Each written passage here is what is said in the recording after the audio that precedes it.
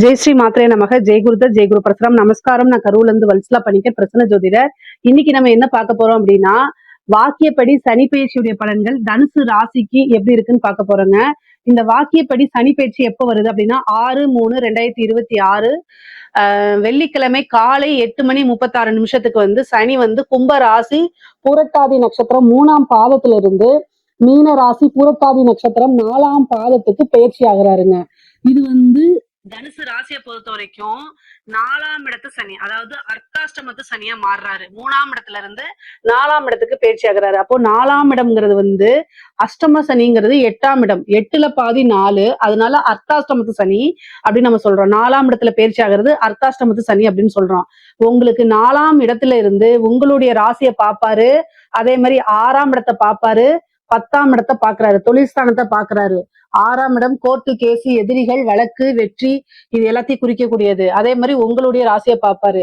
இந்த 4ஆம் இடத்து சனி சூப்பரான பலன்களை கொடுக்கும் அப்படின்னு நான் சொல்லவே மாட்டேன். ஏன்னா அர்த்தாஷ்டம சனி, அதாவது அஷ்டம சனியில எவ்வளவு கஷ்டப்படுறீங்களோ அதுல பாதி கஷ்டப்படணும் அப்படிங்கிறது சொல்லப்பட்டிருக்கு. ஆனாலும் பொதுவாவே தனுசு ராசிக்காரங்க ரொம்ப கவலைப்பட வேண்டாம். அர்த்தாஷ்டமத்து சனி வந்து உங்களுக்கு அதிகமான மன உளைச்சலையும் சோம்பேறித்தனத்தையும் கொடுக்கும். அதுக்கெல்லாம் பரிகாரங்கள் இருக்கு.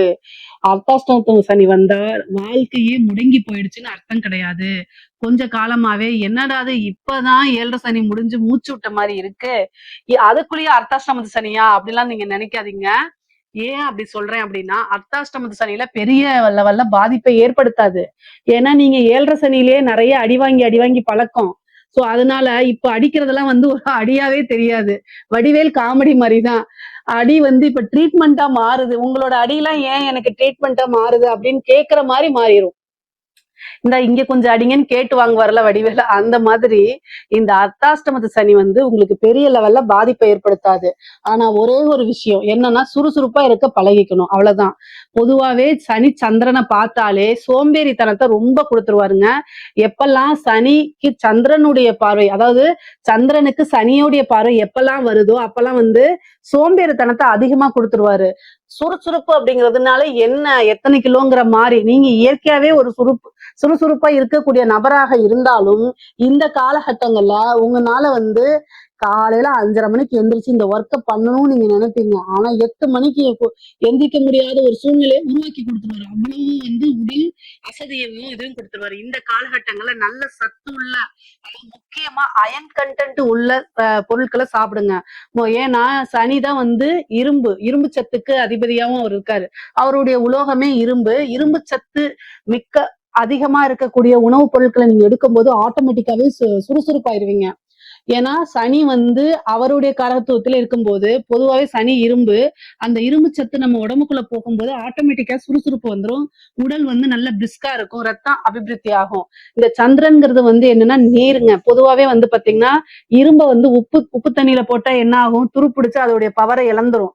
அதே மாதிரிதான் சனி எப்ப அவரோட பவரை இழப்பாரு அப்படின்னா, நம்ம சுறுசுறுப்பா இருக்கும்போது அவர் பவரை இழந்துருவாரு. ஏன்னா சனி சோம்பேறித்தனம், அழுக்கு.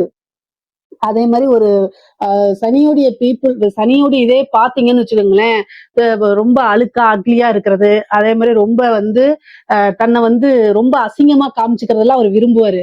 பொதுவா அந்த சனி சந்திரனை பார்க்கும்போது சில சோம்பேறிகள் இயற்கையா அதை எதையும் விரும்பாதவங்க அப்படி இருப்பாங்க. அவங்க கஷ்டத்தை அனுபவிச்சுட்டு போயிட்டோம்.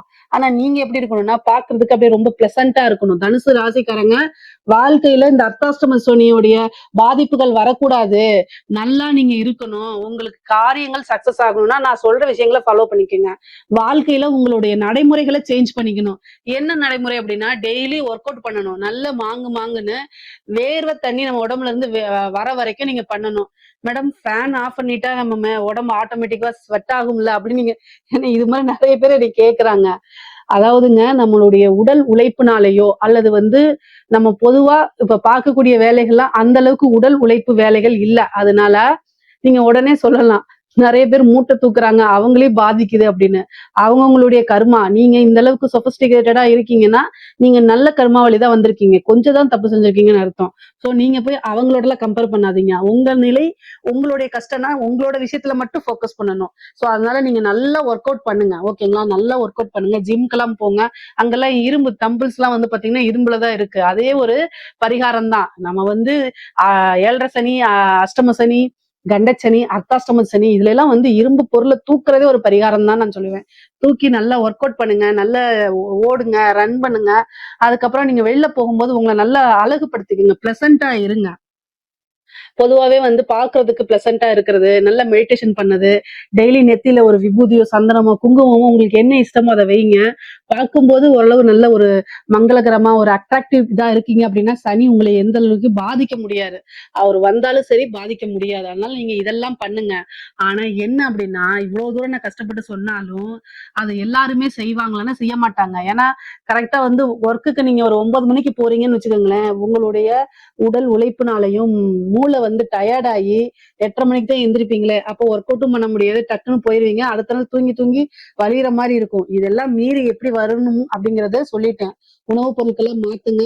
ஃபுட் அலர்ஜி இது மாதிரிலாம் வரும். அதனால தயவு செய்து மாத்திருங்க. சனி 10ஆம் இடத்தை பார்க்கிறாரு. தொழில் ஸ்தானத்தை பார்க்கிறாருங்க. தொழில் வந்து உங்களுக்கு நல்லா வரணும் அப்படின்னா கட்டாயம் வழிபாடு பண்ணிக்கங்க. என்ன வழிபாடு பண்ணணும் அப்படின்னா, ஆஞ்சநேயர் வழிபாடு தான். சனிக்கு அதிதேவதையே ஆஞ்சநேயர் தான். அதனால ஆஞ்சநேயர் வழிபாடு பண்ணுங்க. ஒவ்வொரு சனிக்கிழமையும் இரவு 6 மணிக்கு மேல, அதாவது சூரியன் வந்து அஸ்தமனம் ஆனதுக்கு அப்புறம் ஆஞ்சநேயர் வழிபாடு பண்ணுங்க. உங்களுக்கு தொழில நல்லபடியா வரும். அதாவது உற்பத்தி சார்ந்த தொழில்கள், இறக்குமதி ஏற்றுமதி சார்ந்த தொழில்கள்லாம் நல்ல பெரிய லெவல்ல போகும். உங்களுடைய கெரியர் வந்து நல்ல growth ஆகணும் அப்படின்னா தெய்வ அனுகூலம் இருக்கணும். சனி வந்து நிறைய தாமதத்தை கொடுத்துருவாரு. வர வேண்டிய ஆர்டர்ஸ் வராது.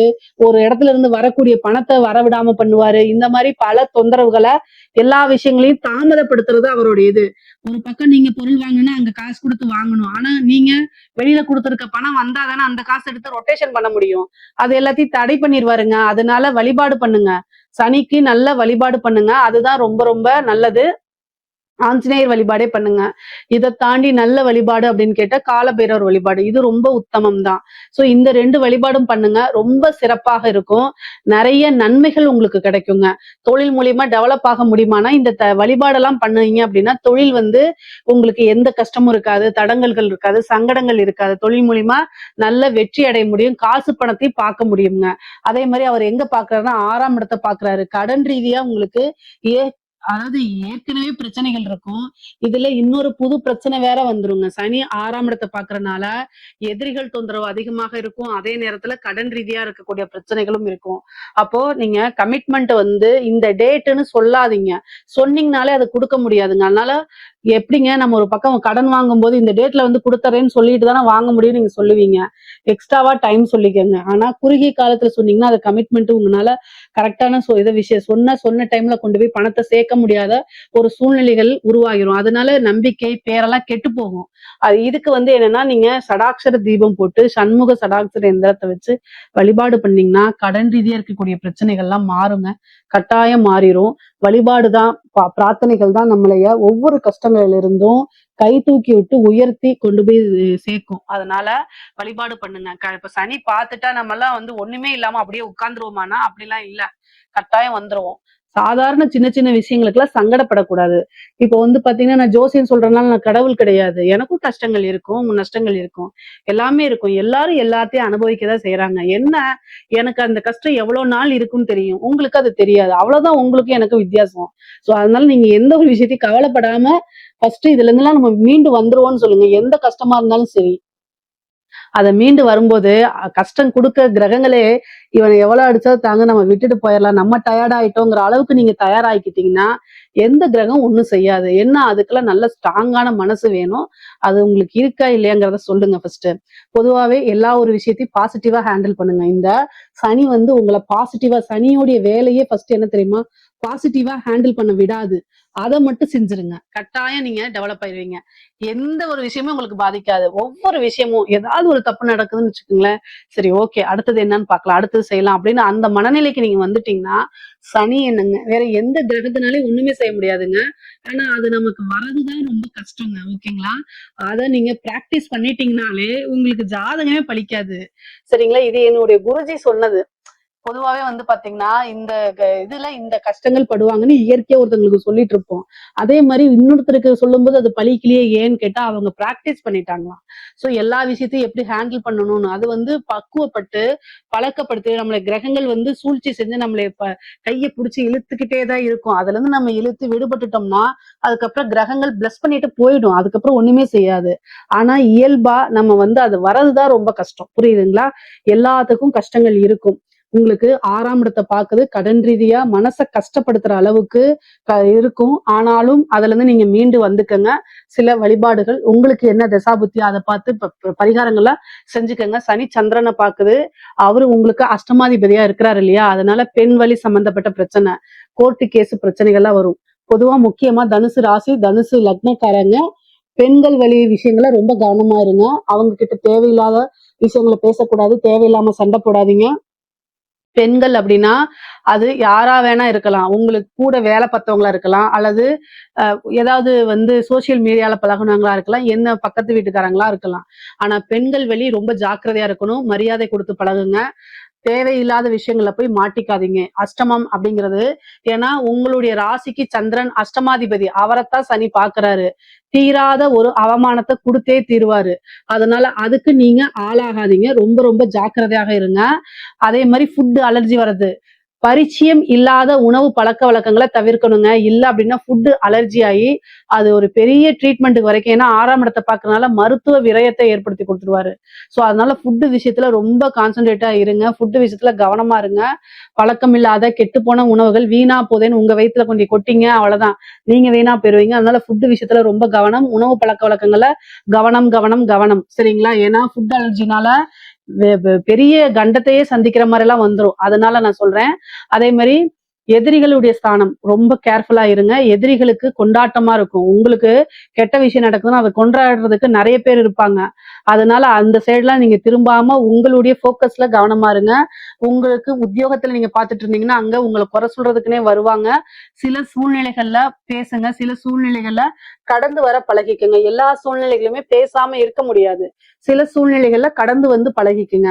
அதே மாதிரி கோர்ட்டு கேஸ் வழக்குகள்ல வந்து பெரிய லெவல்ல சாதகத்தை எதிர்பார்க்க முடியாது.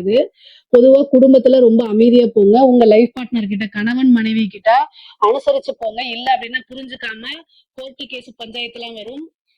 அப்போ பிரியறதுக்கு உண்டான வாய்ப்புகள் இருக்கும். அதனால மனக்கவலைகள் வர்றதுக்கு வாய்ப்பு இருக்கு. அதே மாதிரி நீங்க இருக்கக்கூடிய வீடுல வந்து பிரச்சனைகள் வர்றதுக்கு வாய்ப்புகள் இருக்கு. ஆனா சொந்த வீடு வாங்குறதுக்கு உண்டான அமைப்பும் இருக்கு. இது வந்து கடன் வாங்கியாவது ஒரு லோன் போட்டாவது வீடு வாங்கக்கூடிய அமைப்புகள் இருக்கு. அதனால தயவு செய்து வீடு வாங்கணும்னு ஒரு ஐடியா இருந்துச்சுன்னா நீங்க அதுக்கு போயிருங்க. கடன் அப்படிங்கிறது உங்களுடைய வருமானம் 100 ரூபாய் இருந்துச்சுன்னா நீங்க போடக்கூடிய லோன் 30 ரூபாயா தான் இருக்கணும். சரிங்களா? நீங்க வரக்கூடிய வருமானமே 100 ரூபாய் இருக்குது, நான் 60 ரூபாய் போடுறேன், 90 ரூபாய் போடுறேன்லாம் போட்டுறாதீங்க. 100 ரூபாய் உங்களுடைய வருமானம்னா 30 ரூபாய் தான். ஓகேங்களா? அது 30 ரூபாய் தான் என்ன செய்யணும்? லோன் போடணும். அதுக்கு மேல நீங்க போட்டீங்க அப்படின்னா மாட்டிக்குவீங்க. மேக்சிமம் வந்து கடன் அப்படிங்கக்கூடிய ஒரு விஷயத்துல கவனத்தோட இது பண்ணுங்க. ஆனா ஒரு சொத்து சேர்க்கை அப்படிங்கிறது இருக்கு. வண்டி வாகனங்கள் வாங்கக்கூடிய அமைப்புகள் இருக்கு. தனுசு ராசியில இருக்கக்கூடிய அரசியல்வாதிகளுக்கு பதவி கிடைக்கிறதுக்கு வாய்ப்பு இருக்கு. திடீர்னு ஒரு எம்எல்ஏ போஸ்ட் கிடைக்கலாம். அதுலயே நீங்க ஜெயிச்சிடலாம். அதுலயும் என்ன ஆகலாம்? ஒரு அமைச்சராகவும் ஆகலாம். தனுசு ராசியில அரசியல்வாதிகள் இருந்தாங்க அப்படின்னா உங்களுக்கு பதவி அப்படிங்கிறது உறுதி செய்யப்பட்டதா இருக்கு. இந்த சனி உங்களுக்கு நல்ல வெற்றி வாய்ப்பை கொடுப்பார். அரசியல் வாழ்க்கைக்கு பிரம்மாண்டத்தை ஏற்படுத்தி கொடுப்பாரு சனி. சனி வந்து உங்களுக்கு அர்த்தாஷ்டமது சனி அப்படின்னா அதுக்கு சில பரிகாரங்கள், தெய்வ வழிபாடுகள்லாம் பண்ணிக்கணும். ஆனா உங்களுக்கு வளர்ச்சி அப்படிங்கிறது உறுதி செய்யப்பட்டதுதான். ஓகேங்களா? நீங்க வந்து குடும்பத்துல வந்து கொஞ்சம் பொறுமையாவும் நிதானத்தையும் கடைபிடிக்கணும். சுறுசுறுப்பா இருந்துக்கங்க. அப்போ வந்து உங்களுக்கு பெரிய லெவல்ல பாதிப்புகளை ஏற்படுத்தாது. ஆனா காமனா வந்து உங்களோட ஹெல்த்ல ரொம்ப இதா கவனமாக இருந்துக்கங்க. படிக்கக்கூடிய குழந்தைகள் படிப்புல வந்து பாத்தீங்கன்னா கவனம் இல்லாம போகும். படிப்புல ஒரு சின்ன பிரேக் ஆகும், அல்லது நீங்க எதிர்பார்த்த ரிசல்ட் வராது. இந்த மாதிரி அமைப்பு வாய்ப்புகள்லாம் கொடுத்துரும். கல்வி அப்படிங்கிறதுக்கு வந்து பாத்தீங்கன்னா சனி மந்த நிலையை கொடுத்துருவாரு. அதனால ரொம்ப ரொம்ப கவனமாக இருங்க. இல்ல அப்படின்னா நீங்க எதிர்பார்த்த ரிசல்ட் வரவே வராது. தனுசு ராசியில இருக்கக்கூடிய பேரண்ட்ஸ் அவங்க குழந்தைகளை நல்ல நிலையில தயார் பண்ணிக்கங்க. இல்ல அப்படின்னா எதிர்பார்த்த ரிசல்ட் வராது. நீங்க கவனிச்சு அவங்களுக்கு பக்குவமா எடுத்து சொல்லுங்க. ஆனா பொருளாதார சேர்க்கை அப்படிங்கிறது தனுசு ராசிக்கு உறுதியாக உண்டு. இதுல ஏதாவது சந்தேகங்கள் இருக்கு அப்படின்னா கமெண்ட்ஸ்ல கேளுங்க. கட்டாயம் நான் ஆன்சர் பண்றேன். நம்மளுடைய சேனலை லைக் பண்ணுங்க, ஷேர் பண்ணுங்க, சப்ஸ்கிரைப் பண்ணுங்க. நன்றி, வணக்கம்.